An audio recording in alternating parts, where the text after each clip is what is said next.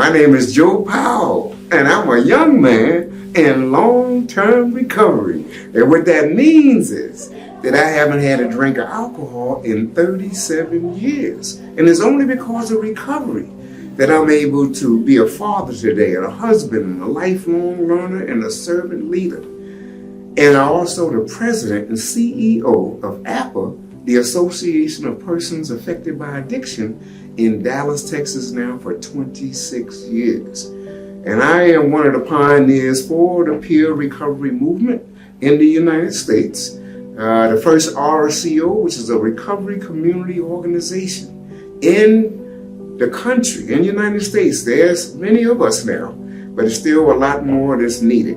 But the Recovery Community Organization, we provide recovery support services to eliminate and also initiate recovery support and to everyone, all communities. So our job, again, we do a lot of work, of course, and we're funded by many partners because we believe in diverse funding, but also we believe in the culture, being culturally considerate and culturally congruent to the communities that we serve.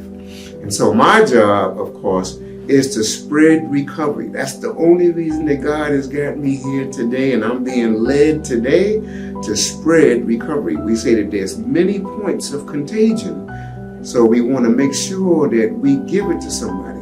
Don't give them COVID, but know that it's contagious. Recovery is contagious, and we got to give it to somebody.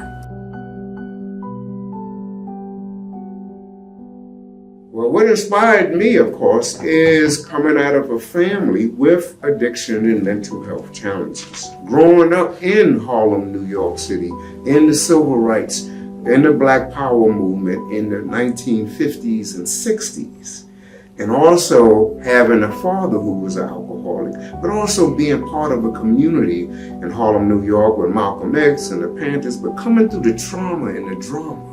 When you come through so much trauma and drama, and then you find and you're searching for a way out. We're certain instead of acting out, where's the way out? And there it is, we found out that there are many ways out. My way out was to die at first, at 19 years old when I enlisted to go to Vietnam, to die, because I saw on television that they was dying in Vietnam from heroin, and that was my drug of choice. So, of course, when I enlisted, everybody else around me was being drafted. I enlisted, but God said, nah, you ain't getting away that easy. And, of course, they send you home first before they send you to war. But when I went home, smoked up, drank up, shot up everything I could, came back, and then they said, hey, we got to do a UA on this guy. And that urine analysis was God saying, yep, you ain't getting away this easy. And they sent me to treatment. And I ended up, of course, getting an honorable discharge. But when I got out, they sent me back, I went back to New York. And then that's when I said, okay, I can't do this no more. Got into a program and ended up detoxing myself on a Greyhound bus to Waco, Texas. And I've been in Texas since January of '73. But the peer movement, I learned about recovery not then, in '73. I had to drink my way on alcohol to 1988 before I really came into the rooms where I met a whole lot of brothers and sisters just like me that was also alcoholics, but the only thing they were in long-term recovery, right? And I was saying, well, I couldn't believe that coming out of Harlem, New York City, and I ain't never been in no AAB. Nobody say, hey, your dad don't have to die like that, with alcohol, which he did. But they didn't say, hey, there was a meeting right around the corner. Or they were, guess what? There's a recovery organization across the street. We didn't have nothing like that, in the 60s, in the 70s. So anyway, that's what definitely what today would inspire me also to continue to do what I do because of my history, right? And then once I met a support group, somebody that really loved me for who I am, and I can love them, and I can let my guard down, right? And I can really feel safe. Hey, I'm hanging out then, with them. Yeah.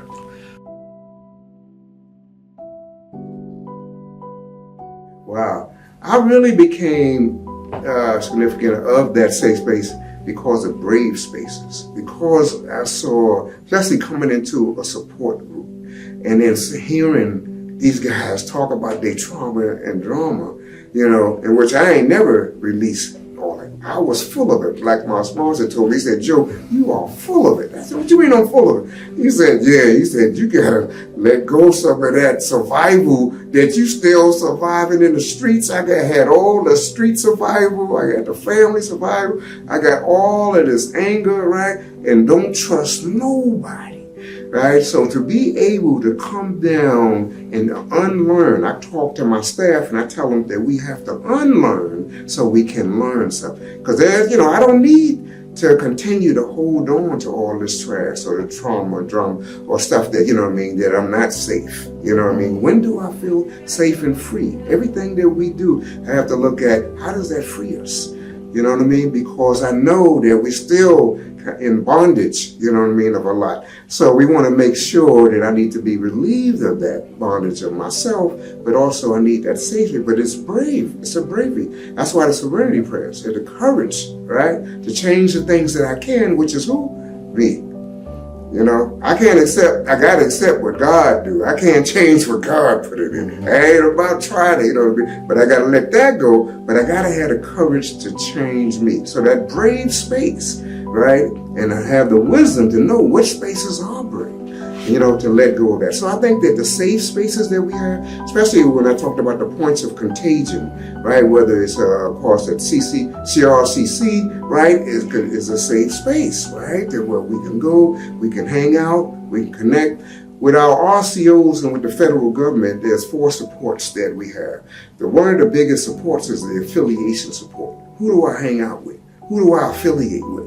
Right there. So we do, I know at my organization too, we do recovery at the movies, which is the big movie theater where 200 people or so can come in with their family and we're going to watch a movie today. You know what I mean? Or jamming and recovery. We do, since we started 26 years ago. I know we like to party. The party was on, I'm true, drinking, drugging, or whatever, but it was all about the party, right? So to learn how do we party and have a good time, clean and sober, even with mental health stability and peace of mind, that we get by just hanging out, those are safe spaces, those affiliation points of contagion. How do we really connect to? And so we can show that recovery is contagious. Let's spread it in many different ways. And I think that that's a great thing that CRCC is doing too.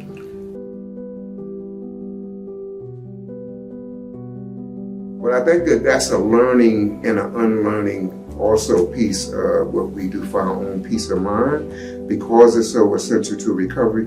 And one of the things about recovery, and I tell people there's many paths of recovery, right? But all paths have principles to live by. If you're a Christian, there's Christian principles to live by. We could do a recovery plan and you can hang out with that, but guess as your coach, right? I'm gonna hang out with you. What does that look like for us to do that? Where's the safe spaces we can so we can grow up? Safe spaces are so essential to recovery because recovery is about growing up. When we get here, hey, I don't know nothing. All I know is the streets, and I know, of course, how to hang out in survival.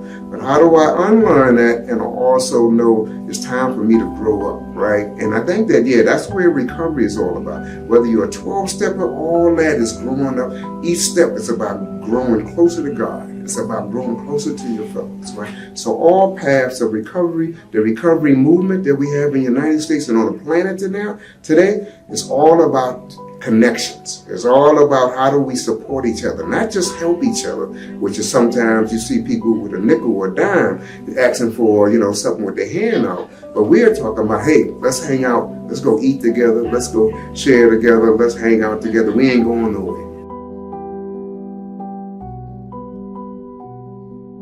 Wow. CRCC is really doing a great job when you're talking about all of the years that they've been around now, of course. And so now to connect and stay connected and to continue to grow as a recovery organization in the state of Illinois.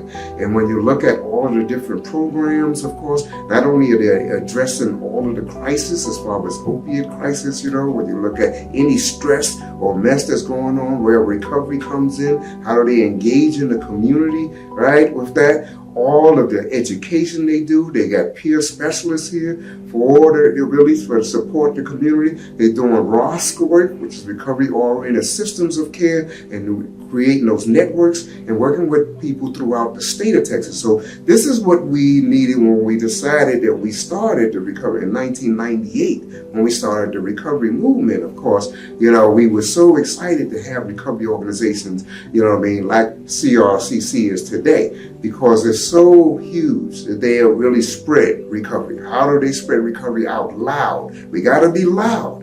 And CRCC is like, they got the billboards on the way over here. I'm watching it. Look, who's that on the billboard? Recovery starts here. The billboard said, that's CRCC.